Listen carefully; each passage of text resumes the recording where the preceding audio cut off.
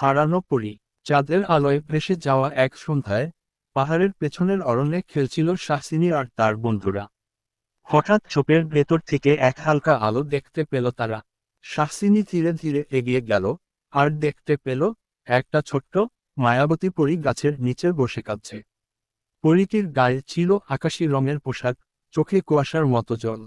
সে বলল, আমি রূপলতা, জাদুর উপত্যকা থেকে এসেছি। ঝড়ের রাতে হারিয়ে গেছি, আর এখন বাড়ি ফিরতে পারছি না। শাসিনী পরীর হাত ধরল, বলল, চলো, আমরা তোমায় ফিরিয়ে দেব। কিন্তু তোমার জাদুর দরজাটা খোলে কিভাবে? পরীটি বলল, একটা বিশেষ গান আছে, যা ভালোবাসা আর বন্ধুত্বে তৈরি। সেই গান গাইলেই দরজা খুলবে। তারা সবাই মিলে হাত ধরে গেয়ে উঠল এক মায়াবী সুর। আলো আর ছায়া মিলে, ফিরে আসো পরীর দেশে। হঠাৎ আকাশে ঝলকে উঠল এক রূপালী আলো। বনজুড়ে খুলে গেল এক চকচকে দরজা। রূপলতা হাসল, চোখে কৃতজ্ঞতা। তোমরা শুধু আমাকে পথ দেখাওনি, আমার হৃদয়ের সাহসও জাগিয়ে দিয়েছ। পরীটা উড়ে চলে গেল আকাশের দিকে। তবে যাওয়ার আগে একটা ছোট্ট নীল পালক শাসিনীর হাতে রেখে গেল।